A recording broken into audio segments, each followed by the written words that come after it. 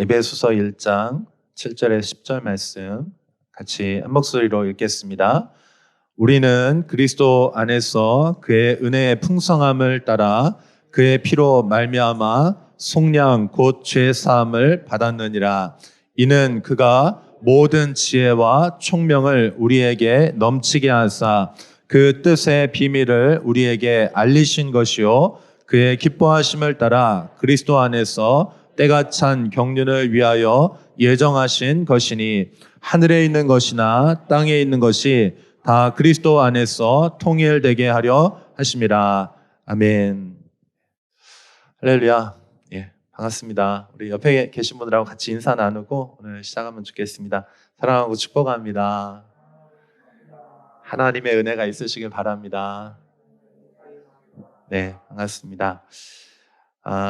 이제 오늘부터 시작해서 저희가 3주간에 걸쳐서 은혜 감사 찬송이라고 하는 주제로 여러분과 말씀을 나누려고 합니다.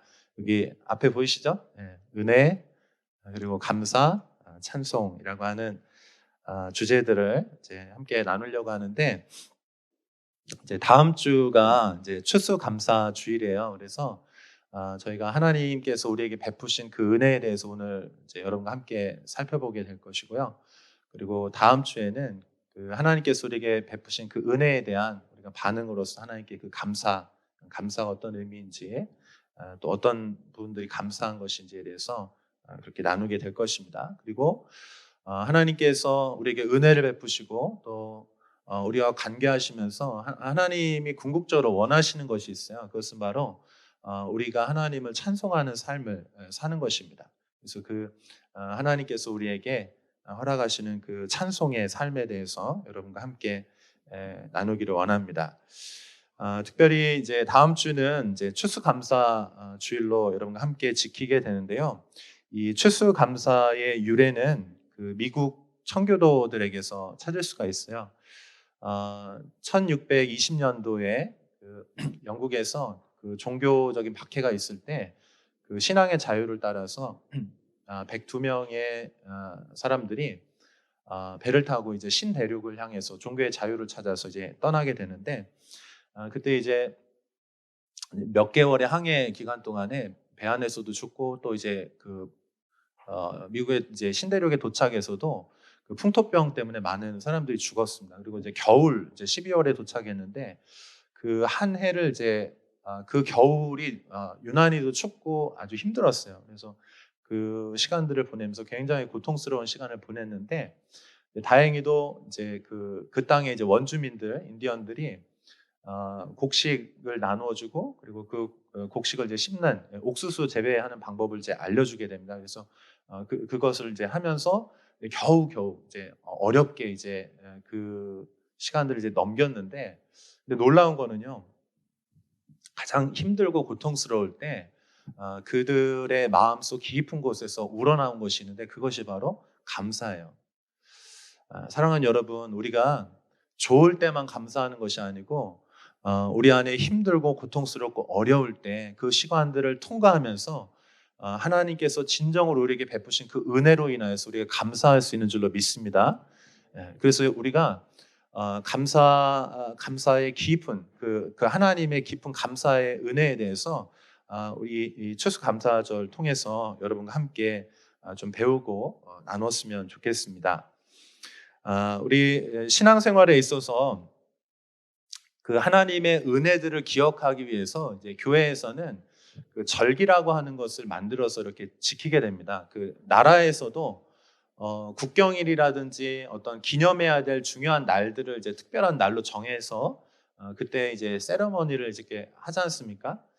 마찬가지로 이 날을 정해서 그 날에 그것들을 기념할 때 그것이 우리에게 이제 기억하게 되고 그 의미들을 이제 다시 한번 이제 새기게 되는 것이죠. 한번 따라해 보시겠어요? 신앙생활에 있어서 하나님의 은혜를 기억하는 것은 중요합니다. 네. 그래서 우리가 그 하나님의 은혜에 대해서 기억하고 그것들을 이제 추억하는 시간들을 이제 가지려고 하는데 오늘부터 이제 해서 그 에베소서 1장에 나와 있는 바울의 그 감사하는 그 찬미하는 기도문이 있거든요. 이 구절이 꽤나 길어요. 이제 헬라어로 202 단어가 쓰였거든요. 그러니까 200 단어 이상이 쓰였는데 성경에서 가장 긴 말씀이에요. 그래서 놀라운 거는요, 이게 한 문장으로 되어 있습니다. 우리 이제 개역 개정에는 이게 한 5개 정도로 이렇게 나누어져 있어요. 워낙 길기 때문에. 그런데 사실은 이제 이 헬라어 원문으로 보면 아주 긴 하나의 문장으로 되어 있습니다. 그래서 이제 이 부분들을 아마 여러분 이제 오늘 다 읽지는 않겠지만 이제 우리가 3주에 걸쳐서 이 부분들을 이제 살펴보게 될 텐데 3절부터 14절까지가 전체가 한 문장이에요. 여러분 가지신 성경을 한번 보십시오. 얼마나 긴지. 읽다가 숨 넘어갑니다. 그런데 이 부분들을 이제 저희가 3번에 나누어서 여러분과 함께 은혜 그리고 감사, 찬송이라고 하는 주제로 이렇게 이 한 문장 바울의 이제 영광스러운 하나님께 드리는 기도문인데 이 부분들을 여러분과 함께 이제 살펴보려고 합니다. 자, 여러분 우리가 신앙생활 하는 데 있어서 우리 성도들에게 있어서 가장 중요한 게 무엇일까요? 여러분 신앙생활 하면서 내가 신앙생활 해보니까 뭐니 해도 이게 가장 중요하다 하는 거 뭐 있을까요? 네, 꿀 먹은 벙어리라고 하죠. 이런. 네, 여러분 신앙생활 하는 데 있어서요 가장 중요한 것은요, 한번 따라해 보시겠어요? 구원받는 것입니다. 아니 목사님 뭐 그렇게 당연한 얘기를 이렇게 하십니까? 라고 말할 수 있지만 여러분 우리가 이 땅에서 행복하고 또 복을 받고 잘 사는 거 너무 중요합니다. 그런데 그 우리가 이 죽음 이후에 이 세상이 끝이 아니고 영원한 세계가 있다는 것을 우리가 알고 있잖아요. 그런데 이 영원한 세계, 영원한 하나님의 그 구원에 대해서 아는 것, 그리고 우리가 실제적으로 구원을 받는 것이 사실 제일 중요하죠. 목숨보다 더 중요한 게 어디 있겠어요? 목숨을 잃는다면 이 세상 모든 걸 다 가진다 하더라도 의미가 없는 것이죠. 그래서 이 바울이 하나님께서 우리를 구원하신 그 구원에 대해서 감사하는 기도예요. 이 기도문 전체가 감사하는 기도문이면서 하나님께서 우리를 구원하셔서 하나님의 그 영광스러운 목적을 위해서 우리를 그렇게 부르셨다라고 하는 그 하나님의 영광스러운 부르심에 대한 감사의 그 찬송에 대한 고백입니다. 저는 이제 신앙생활 하고 나서 이제 꽤 오랜 동안 이제 성경을 이제 읽다 보면 어떤 성경은 이제 나한테 착착 와닿는 성경이 있잖아요. 그냥 읽으면서 막 은혜가 되고 무슨 내용인지 바로 이해가 되는 그런 성경도 있는데 오랫동안 제가 신앙생활하면서 잘 안 읽혀지고 잘 이해가 되지 않았던 성경 중에 하나가 에베소서예요. 여러분 어떠신지 모르겠어요. 사실은 에베소서 굉장히 고급 언어로 이렇게 쓰여 있기 때문에 그리고 이제 아까 제가 말씀드렸잖아요. 큰 산이 하나 있어요. 그게 뭐냐면 3절부터 14절까지가 한 문장이라니까요. 그러니까 읽다가 무슨 얘기인지 모르겠고 또 다른 데로 빠졌다가 막 이랬었어요. 제가 솔직히. 자, 그런데 저한테 이 에베소서 말씀이 아주 이제 저한테 깊이 와닿았던 좀 결정적인 어떤 그런 은혜로운 시간이 있었는데요. 제가 어느 한 날 이제 기도를 하고 있었어요. 이제 기도 시간이 되어서 이제 같이 기도하는 시간이었는데 제가 기도를 하는데 갑자기 이제 기도하다가 제 입술에서 저도 모르게 이제 제 마음속으로부터 이제 우러져 나왔던 것 같아요. 그날 따라서 하나님께서 막 제 마음에 되게 깊이 감동을 하시면서 막 제 마음을 깊이 은혜를 주셨어요. 그러면서 저도 모르게 기도를 하는데 제 입술에서 하나님을 찬송하라 하면서 그 찬송이라고 하는 단어가 제 입술에서 계속 나오는 거예요. 그래서 이게 기도하면서도 제가 속으로 이거 참 신비로운 경험이다. 너무 좋다. 그러면서 제가 한창을 이제 기도를 했습니다. 그리고 나서 기도가 마친 다음에 에베소서 말씀이 이제 떠올랐어요. 그래서 이제 딱 보니까 그 전에는 그 성경을 읽어도 그렇게 안 읽히던 성경이 그때부터 에베소서 말씀이 읽혀지기 시작하는 거예요. 그런데 가만히 보니까 제가 왜 이 성경이 안 읽혀졌는지가 이해가 됐어요. 이 성경이 너무 어려운 거야. 그리고 한 문장인데 너무 길어. 예. 근데 제가 읽혀지기 시작했는데 눈이 이제 딱 열리고 나서 이제 보니까 여기 3절 말씀, 여러분 3절 말씀 한번 보시겠어요? 굉장히 놀라운데 3절 말씀 한번 같이 읽어보겠습니다. 시작. 찬송하리로다 하나님 곧 우리 주 예수 그리스도의 아버지께서 그리스도 안에서 하늘에 속한 모든 신령한 복을 우리에게 주시되. 예. 한 절인데도 이 절도 사실 좀 길긴 하죠. 근데 여기 보면 시작을 어떻게 하냐면 찬송하리로다 이렇게 시작하는 거예요. 한번 따라해 보시겠어요? 찬송하리로다. 찬송하리로다. 네. 여기 찬송하리로다가 이제 나옵니다. 자, 그리고 이제 쭉 읽다 보면 6절에도 그렇고 이제 찬송이라고 하는 단어가 이제 자꾸 등장을 하는 거예요. 그리고 이제 이 기도문의 마지막 이 찬송의 고백 이 기도문의 마지막이 14절인데 14절도 한번 같이 읽어볼게요. 같이 읽습니다. 시작. 이는 우리 기업의 보증이 되사 그 얻으신 것을 속량하시고 그의 영광을 찬송하게 하려 하심이라. 아멘. 한번 따라해 보시겠어요? 찬송하게 하려 하심이라. 찬송하게 하려 하십니다. 찬송이라고 하는 것이 기도하는 중에 경험되고 나니까 이 에베소서에 나와 있는 이 바울의 기도문이 그때부터 읽히기 시작하는 거예요. 그러니까 그 이전에는 제가 왜 이게 이해가 안 되냐면 이제 문장 구조 자체가 어려운 것도 있었지만은 문제가 뭐였냐면은 결국은 제가 이 성경을 이해하지 못했던 건 뭐냐면 항상 나를 중심으로 성경을 이해했던 거예요. 그러니까 은혜되는 구절, 나한테 필요한 말씀, 내 눈에 내 지식으로 내가 이해하는 독해력으로 성경을 읽으려고 하니까 잘 안 읽혔던 거야. 근데 제가 이제 에베소 말씀이 이제 읽혀지기 시작했는데 왜 읽혀졌냐면은 하나님에 대한 경험이 생기고 나니까 그 성경 읽는 관점이 나를 중심으로 읽는 게 아니고 한번 따라해 보시겠어요? 하나님을 중심으로 성경이 읽혀진다. 아멘, 아멘. 여러분, 하나님의 말씀이 하나님을 중심으로 읽혀지기를 축복합니다. 그러니까 그때서야 비로소 이 바울의 마음이 와닿는 거예요. 바울이 얼마나 이 하나님의 구원의 은혜에 감격이 되고 하나님의 그 영광스러운 그 부르심이 알아지니까 이 세상의 언어로 다 표현할 수 없는 정말 하늘의 그 감동과 하늘의 감격과 그 너무나 좋은 그 기쁨과 감격을 가지고 하나님에 대해서 지금 찬미하고 있는 것입니다. 사랑하는 여러분, 우리가 기도할 때, 말씀을 읽을 때, 신앙생활 할 때 나를 중심으로가 아니고 하나님을 중심으로 향하여서 그 신앙생활이 열려질 수 있기를 축복합니다. 그러고 나니까 이 말씀이 너무나 보배로운 말씀인 거예요. 바울이 그래서 이렇게 정말 사람의 여러분 202 단어를 가지고 한 문장을 이야기하는 사람이 어디 있어요? 그 사람은 참 나쁜 사람이에요. 못 알아듣잖아. 무슨 얘기를 하는지. 근데 바울은 하나님의 그 은혜와 그 감격을 경험하고 나니까 이 세상의 그 문장 구조가 아니고요. 하늘의 문장 구조를 가지고 지금 하나님을 기뻐하면서 노래하고 있는 거예요.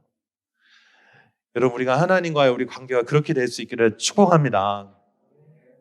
자, 그래서 이 3절부터 14절까지가 한 문장 전체인데 하나님을 향한 찬송의 시인데요.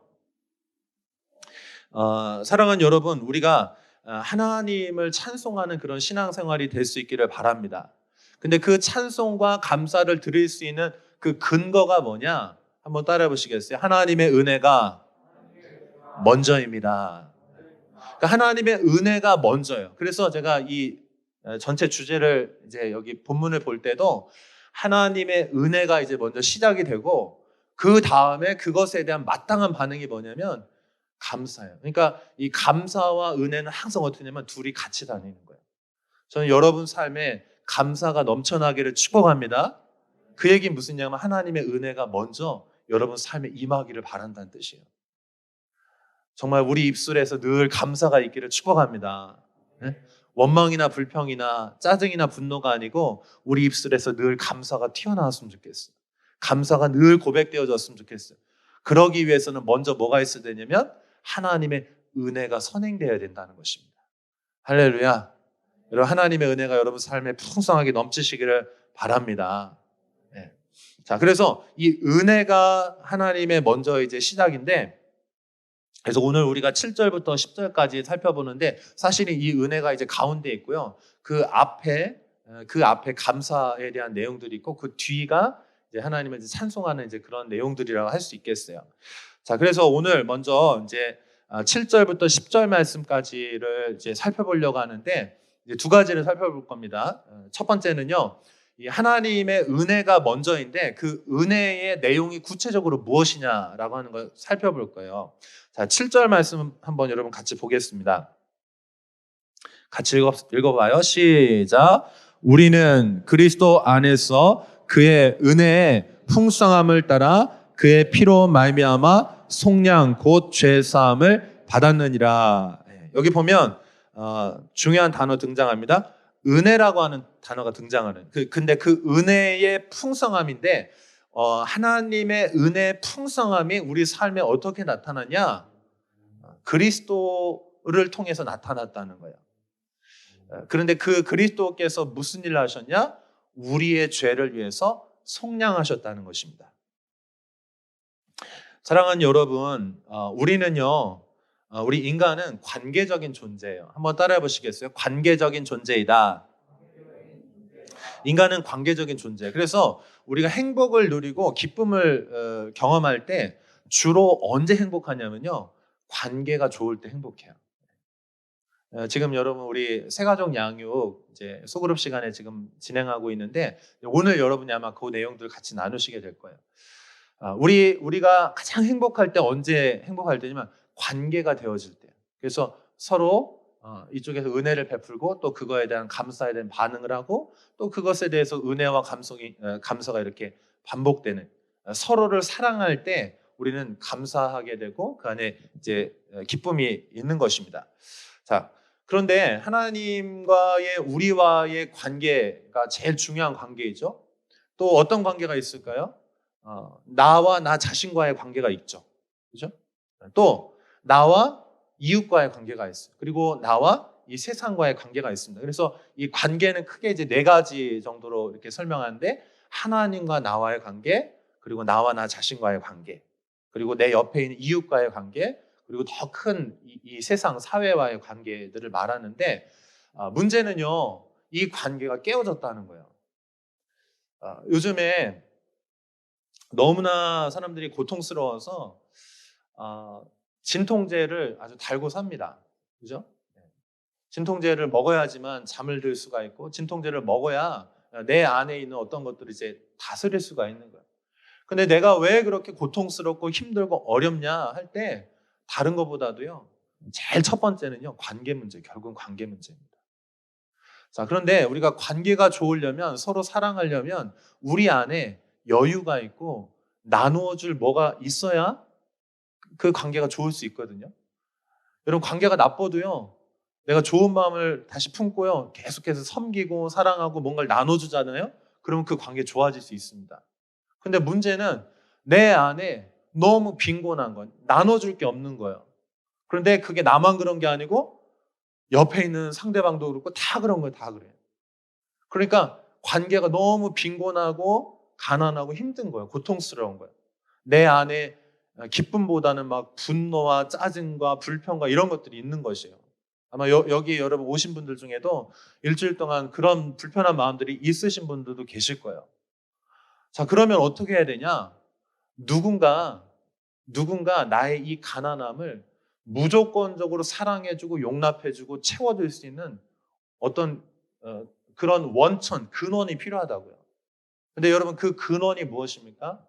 그 생명의 근원, 나를 내가 부족함에도 불구하고 내가 연약하고 매일 실수하고 심지어 범죄를 저지른다 할지라도 나를 사랑하고 나에게 무조건적인 사랑과 용납을 베푸실 수 있는 그 분이 계세요. 그분이 누굽니까? 하나님이세요. 한번 따라해 보세요. 하나님. 하나님이 나에게 그렇게 해주실 수 있는 거예요. 우리가 하나님 외에는 우리가 부모님이 우리에게 부분적으로 그런 역할들을 해주실 수 있죠.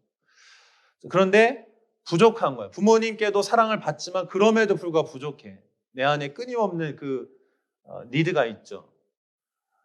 그래서 우리에게는 궁극적으로 하나님과의 관계 안에서 하나님의 그 사랑과 용납이 필요한데, 문제는 우리가 하나님의 말씀을 떠나서 하나님과의 관계를 버리고 나니까 하나님의 그 공급하심이 우리가 와야 되는데 올 수가 없는 거예요.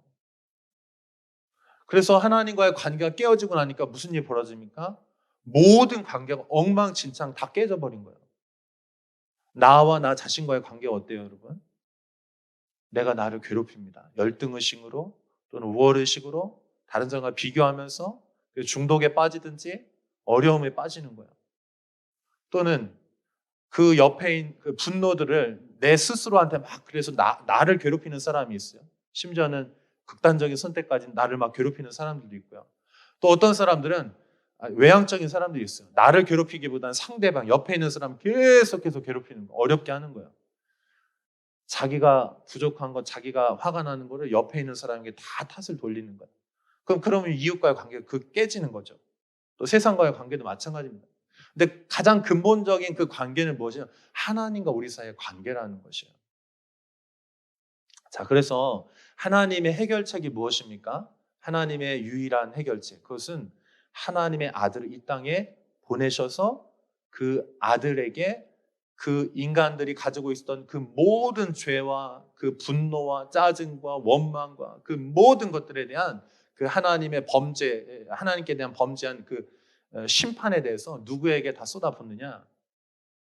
우리에게 쏟아부어야 되는데 그걸 다 인류가 가지고 있는 그 모든 그 죄와 고통과 그 사망의 권세를 한 분에게 다 쏟아부으시는 거예요. 그분이 누구냐면 아들 예수님인 거예요. 여러분, 이건 말도 안 돼요. 말도 안 돼요. 왜 저 사람이 잘못했는데 죄가 없는 이분에게 그 모든 죄를 다 쏟아붓는 것입니까? 하나님께서 그렇게 하셨어요. 여러분, 우리가 은혜에 대해서 생각할 때 여러 가지 많이 있습니다. 우리 안에 좋은 일들, 또 어떤 호의를 베푸는 거, 내 일이 잘 풀린 거 다 좋습니다. 그런데 하나님께서 우리에게 베푸신 은혜 중에서 가장 큰 은혜는요, 십자가의 은혜인 줄로 믿습니다. 하나님의 이 십자가의 은혜를 통해서 우리가 예수님의 그 보혈로 말미암아 그 생명의 값 지불을 통해서 우리가 하나님과의 관계가 열려졌잖아요. 그 전에는 하나님께 나아갈 수가 없어요. 하나님과 관계할 수가 없어요. 깨져버렸어요. 그 관계가. 하나님과 관계 깨지니까 다 깨져버렸습니다. 그래서 하나님께서 결정하신 게 뭐냐면 하나님하고 우리 사이의 관계를 다시 회복하기로 결정하신 거예요. 할렐루야. 여러분 삶에 하나님의 회복이 임하시길 축복합니다. 여러분 자신을 용서하실 수 있기를 축복합니다. 여러분 가까운 이웃들을 축복할 수 있기를 바랍니다. 이 관계들이 다 회복이 돼야 되는데 가장 근원적인 관계가 회복되는 것은 하나님과의 관계예요. 근데 이 관계를 회복하기 위해서 다른 것으로 할 수 없어요. 하나님의 아들의 보혈이 이 모든 것을 해결해 주신 줄로 믿습니다. 예수님의 십자가 안에서 그 모든 저주와 고통과 하나님의 심판이 다 해결된 거예요. 그래서 우리 안에 가지고 있었던 모든 것들을 주님이 받으시고 하나님 안에 있는 그 좋은 모든 것들을 우리에게 주신 것입니다. 그래서 여러분 7절 말씀 우리 다시 한번 좀 고백할까요? 시작. 우리는 그리스도 안에서 그의 은혜의 풍성함을 따라 그의 피로 말미암아 속량 곧 죄 사함을 받았느니라. 아멘. 속량 받은 거예요. 값을 지불했다는 것입니다. 더 이상 우리는 우리의 죄의 문제로부터 우리는 더 이상 그것 때문에 고민하지 않아도 돼요. 여러분은 그 모든 죄와 사망으로부터 해방된 사람들인 줄로 믿습니다. 그래서 이 보혈로 말미암아 우리가 하나님의 의롭다함을 받았고 하나님의 자녀가 된 것입니다. 사랑하는 여러분, 이 모든 것들보다 하나님의 은혜가 앞선다는 사실을 여러분 믿으시기를 바랍니다. 로마서 5장 6절하고 8절 우리 좀 같이 한번 읽어볼게요. 같이 읽습니다. 시작. 우리가 아직 연약할 때에 기약대로 그리스도께서 경건하지 않은 자를 위하여 죽으셨도다. 우리가 아직 죄인 되었을 때 그리스도께서 우리를 위하여 죽으심으로 하나님께서 우리에 대한 자기의 사랑을 확증하셨느니라. 아멘. 여기 보니까 우리가 아직 연약할 때, 한번 따라해 보세요. 우리가 아직 연약할 때에, 우리가 아직 죄인 되었을 때에, 그러니까 여러분, 우리가 뭔가 잘나서 우리가 뭔가 선한 일을 해서가 아니고 우리의 어떠함에 상관없이, 심지어 우리는 어떠한 정도가 아니고 우리는 완전 범죄자요, 죄인이요, 우리는 가능성이 없는 완전히 다 깨어진 관계 안에서 고통당하는 그런 사람이었는데 하나님께서 우리보다 앞서서 하나님의 은혜를 행하셨다는 것입니다. 할렐루야. 하나님의 은혜가 여러분의 어떠함보다 앞선다는 거 여러분 믿으시기를 축복합니다. 그 하나님의 그 은혜로 말미암아, 그 은혜가 뭐예요? 그리스도의 죽으심이라는 거예요. 값을 지불하시는 거예요. 대가 지불한, 말로만 하는 것이 아니고 대가를 지불해서 실제적으로 그 사랑을 나타내셨다는 거예요. 여러분, 우리는 이 시대는 증거가 있어야 믿는 시대잖아요. 구체적으로 말해주고 디테일하게 말해줄 때 받아들이잖아요. 여러분, 하나님의 사랑이 추상적인 사랑이 아니고 여러분 하나님의 사랑을 알기를 원한다면 그리스도의 십자가를 여러분 보실 수 있기를 축복합니다. 그리스도의 십자가를 볼 때 그 안에 아주 구체적으로 실질적으로 만져질 수 있도록 그렇게 우리에게 하나님의 사랑을 나타내셨다는 거예요. 하나님의 은혜와 사랑이 어디에 나타났습니까? 그리스도의 십자가 안에서. 여러분, 다른 무엇보다도 그리스도께서 우리에게 베푸신 그 십자가로 인하여서 그 십자가의 희생으로 말미암아 우리가 하나님의 그 은혜에 감사할 수 있기를 바랍니다. 자, 그리고 마지막으로 한 가지만 더 말씀드릴게요. 우리 8절부터 10절 말씀까지 한번 같이 읽어보겠습니다. 시작. 이는 그가 모든 지혜와 총명을 우리에게 넘치게 하사 그 뜻의 비밀을 우리에게 알리신 것이요 그의 기뻐하심을 따라 그리스도 안에서 때가 찬 경륜을 위하여 예정하신 것이니 하늘에 있는 것이나 땅에 있는 것이나 다 그리스도 안에서 통일되게 하려 하심이라. 아멘. 하나님의 그 축복의 은혜의 계획이 예정되어 있고 그것이 우리에게 이제 풀어지기 시작했는데 그것이 이제 구체적으로 나타난 것이 하나는 하나님의 그리스도의 속량이고 또 하나는 뭐냐면 한번 따라해보세요. 통일됩니다. 여기 보면 그리스도 안에서 통일되게 하려 하심이라 이렇게 표현되는데 이게 조금 이제 어려운 표현이에요. 통일? 남북 통일? 평화 통일? 이게 아니고 여기 통일은 어떤 의미냐면 이런 의미예요. 한번 따라해 보시겠어요? 요약하다. 사물들을 한데 모으다. 요약해서 사물들을 한데 모은다는 뜻인데 무엇을 중심으로 이렇게 통일하냐면 그리스도를 중심으로 요약하고 그리스도를 통하여 이렇게 다 모이게 한다는 거예요. 조금 더 이제 풀어서 설명을 드리면 그리스도께서 우리의 주님이 되어주신다는 것입니다. 할렐루야. 여러분, 이것이 하나님의 은혜인 줄로 믿습니다. 그러니까 여러분, 우리가 왜 고통스러웠냐면요, 능력이 없는데 우리도 어떻게 해야 될 줄 모르는데 우리가 우리 인생을 책임져야 되니까 그게 힘든 거거든요. 불안한 거예요. 내 미래가 어떻게 될지. 선택을 해야 되는데 선택하면 책임져야 되는데 너무 그 힘든 거예요. 요즘에 선택장애 있잖아요. 짜장면을 먹을 것이냐 짬뽕을 먹을 것이냐. 이런 거는 간단한 건데 내 인생이 걸린 여러분 우리 청년들 미래에 대해서 어렵잖아요. 책임져야 되잖아요. 근데 실제적으로 어떻게 해야 될지 나 모르겠는데 그걸 자꾸 선택을 해야 되는 거예요. 그게 힘들거든 인생이. 그런데 주님께서 뭐라고 말씀하시냐면 이 모든 것을 창조하신 것은 하나님이시고 이 모든 것에 주님이 되어주시면 하나님이시라는 거예요. 그래서 그리스도께서 죽으시고 부활하심으로 말미암아 궁극적으로 하나님의 모든 그 목적과 데스티니를 이루어 주시는데 그것이 뭐냐? 그리스도께서 주님 되어 주신다는 거예요. 할렐루야. 여러분 인생 스스로 책임지지 마시고 주님이 여러분 인생에 책임져 주시기를 축복합니다. 내가 하나님이 좋으신 하나님이시고요. 능력의 하나님이시고요. 가장 영광스러운 계획을 가지고 우리를 향해 예정하신 그 계획들이 있다는 거예요. 성도를 향한 어마어마한 그 영광스러운 부르심이 있다는 것입니다. 좀 옆에 계신 분에게 좀 그렇게 얘기를, 당신은 시시한 분이 아닙니다. 당신은 그저 그런 분이 아닙니다. 여러분 진짜 눈빛에 진심을 담아서 얘기 좀 해요. 당신은 하나님의 존귀한 자녀입니다. 하나님 여러분 향해 진짜 좋은 계획을 가지고 계십니다. 아멘. 여러분 인생에 대해 스스로 책임지려고 하지 마시고요. 하나님께 여러분 맡기시길 바랍니다.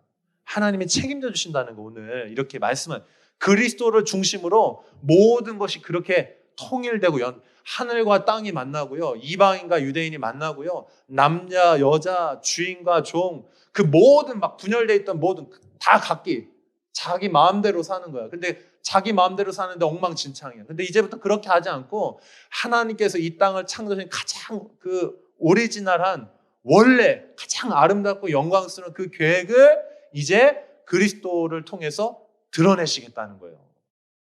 여러분 인생이 이제 펴질지어다. 여러분 인생이 열릴지어다. 그리스도 안에서. 아멘. 여러분 주님이 여러분 인생의 주인이신 줄 믿으시길 바랍니다. 저희 집에 그 카트라이더라고 있어요. 그게 뭔지 아세요, 여러분? 아시죠? 역시 신세대. 이렇게 이제 팽이 같은 건데요. 이렇게 돌려가지고 이렇게 막 도는 거예요. 근데 거기 제가 잘못 말했나요? 뭐죠? 뭐지, 혈아? 제가 카트라이드는 이렇게 자동차인가요? 제가 좀 헷갈렸네요. 아무튼 그게 있어요. 그게 있는데 이제 그걸 이제 힘을 줘가지고 확 돌리잖아요. 그럼 어떻게 되냐면 거기에 그 이제 그 요그마한 경기장이 있어요. 팽이 경기장인데 거기서 막 돕니다. 그리고 막 뭐 서로 이렇게 힘 대결도 하고 막 이렇게 해요. 근데 처음에는요 정말 잘 돌아요. 근데 나중에요 힘이 빠지잖아요. 그럼 어떻게 되냐면요 비틀비틀하면서 막 아무데나 막 가요. 그러니까 여러분 중심이 딱 잡혀 있을 때는요 그 잘 돕니다. 근데 그 중심을 도는 그 힘을 잃어버리잖아요. 그러면요 그 인생이요 어디로 가는지 예측할 수 없는 곳으로 막 도는 거예요. 사랑하는 여러분, 여러분 인생에 하나님의 중심이 박혀질 수 있기를 축복합니다. 자기가 중심이 돼서 살잖아요. 그러면 힘도 빠지고요. 막 아무데나 돌아다니는데 결국 어떻게 되냐면 멈추는 거예요. 근데 이 팽이가요. 정확하게 그 중심축이 있잖아요. 그 중심축을 중심으로 이렇게 힘을 가지고 돌면은요. 너무나 아름답게 딱 서 있는 거예요. 그거 사실은 그냥 있으면 못 서 있거든요. 근데 거기에 그 중심으로 그 생명이 들어가면요. 도는 거예요. 살아있게 되는 것입니다. 사랑하는 여러분, 여러분 인생에 여러분이 주인이 아니고 하나님이 주인 되시기를 축복합니다. 네, 하나님이 주인이세요. 여러분 인생에 하나님이 주인이십니다. 여러분 인생 하나님 중심으로 돌아가십시오. 그럼 여러분 인생에 막혔던 인생, 방황했던 인생이요. 다시 중심을 잡고 생명력 있게 여러분 돌아가기 시작할 것입니다. 정말 그렇게 되시기를 진심으로 축복합니다. 우리 같이 기도하겠습니다.